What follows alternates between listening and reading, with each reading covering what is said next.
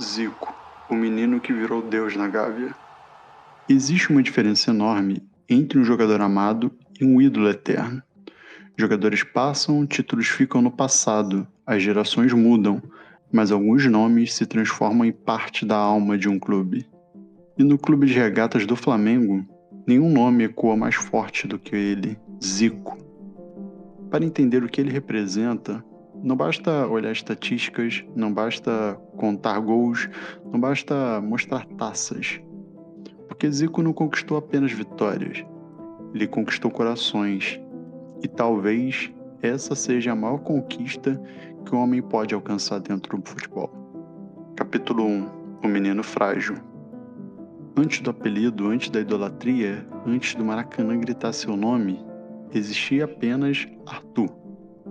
Um garoto magro, franzino, que muitos diziam não ter físico para jogar futebol. Enquanto outros meninos eram fortes, rápidos e imponentes, ele parecia pequeno demais para aquele sonho gigante.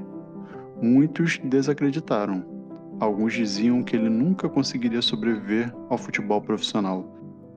Mas existe algo que ninguém consegue medir: a vontade de alguém que nasceu para vencer. E foi ali, na simplicidade das ruas, nos campos improvisados, na infância humilde, que começou a nascer o homem que mudaria a história do Flamengo para sempre. Capítulo 2. O Flamengo entra em sua vida. Zico chegou ao Flamengo. Ele não encontrou apenas um clube, ele encontrou um destino. A Gávea virou sua segunda casa, o Flamengo virou sua família. Enquanto os muitos enxergavam limitações, ele treinava em silêncio. Enquanto o mundo dormia, ele sonhava acordado. Treinava faltas, treinava passes, treinava finalizações. Repetia movimentos centenas de vezes. Porque os gênios do futebol não nascem apenas com talento. Eles nascem com obsessão. E aos poucos, o garoto desacreditado começou a encantar. A bola parecia obedecer, cada toque tinha uma poesia, cada passe parecia desenhado, cada cobrança de falta carregava magia. O Maracanã começava a testemunhar algo raro, o nascimento de um ídolo. Capítulo 3. O camisa 10 que o Brasil parou para ver. Nos anos 70, o Flamengo começou a mudar, e no centro dessa transformação estava Zico. Ele não era apenas um camisa 10, ele era liderança, ele era inteligência, era coragem. Enquanto muitos jogadores desapareciam sob pressão, Zico crescia. Quanto maior o jogo, maior ele ficava. E então vieram os gols, vieram os títulos, vieram as atuações inesquecíveis. O garoto franzino agora fazia estádios inteiros se levantarem. E o Flamengo começou a viver uma era que seria lembrada para sempre. Uma geração dourada, uma geração imortal. Capítulo 4. A nação ganha um herói. Ser jogador do Flamengo é diferente, porque vestir essa camisa significa carregar milhões de sonhos. E Zico entendeu isso como poucos. Ele não jogava apenas por ele, jogava pelo torcedor que atravessava dificuldades, pelo pai que levava o filho ao estádio, pelo trabalhador cansado que encontrava alegria no futebol. Quando Zico entrava em campo, o flamenguista acreditava que tudo era possível, porque existia algo quase sobrenatural na sua presença. Era como se o Flamengo nunca estivesse derrotado enquanto ele estivesse ali. Capítulo 5. O maior time da história do Flamengo. E então chegou 1981, um ano que mudou tudo. O Flamengo já encantava o Brasil, mas agora queria conquistar algo maior, o mundo. E liderando aquele elenco lendário estava ele, Zico.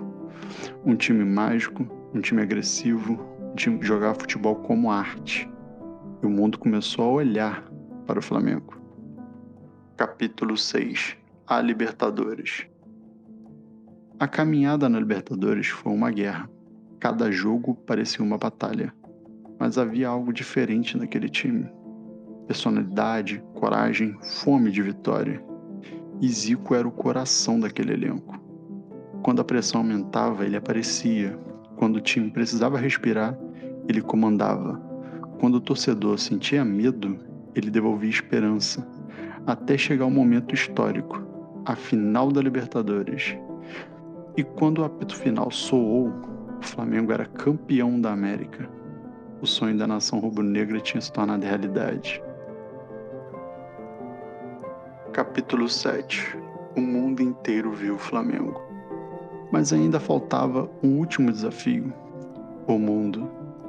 Do outro lado, o poderoso Liverpool. Os ingleses eram favoritos. A Europa acreditava que o Flamengo seria apenas mais uma vítima. Mas esqueceram de uma coisa: aquele Flamengo tinha ele, o Zico. E naquele 13 de dezembro de 1981, o mundo viu uma das maiores atuações da história do futebol brasileiro. Zico simplesmente destruiu o jogo. Cada toque parecia humilhar os adversários. Cada passe desmontava a defesa inglesa. Ele comandava o Flamengo como um maestro. E então veio o impossível. Flamengo 3, Liverpool 0. O campeão da Europa foi atropelado. Naquele dia, o Flamengo não venceu apenas uma partida, conquistou a eternidade. E Zico se tornou imortal. Capítulo 8. Mais do que um jogador. Os anos passaram. Vieram lesões, vieram dores, vieram dificuldades.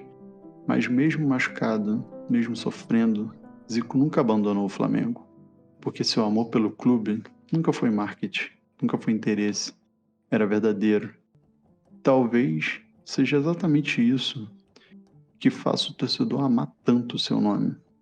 O flamenguista não enxerga apenas um craque quando olha para Zico. Enxerga alguém que representou o clube com alma, com paixão, com dignidade. Capítulo 9. O homem que virou símbolo. Muitos jogadores ganharam títulos. Poucos viraram símbolos. Zico virou. Seu nome atravessou gerações. Pais ensinaram filhos a admirar aquele homem. Mesmo quem nunca o viu jogar, aprendeu a respeitá-lo. Porque algumas histórias são grandes demais para morrer. E no Flamengo, falar de amor ao clube é inevitavelmente falar de Zico. Final, o eterno camisa 10.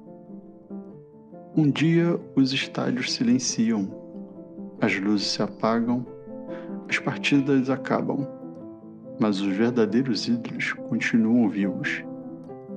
Vivem na memória dos torcedores, vivem nos vídeos antigos, vivem nos gritos da arquibancada, vivem na emoção.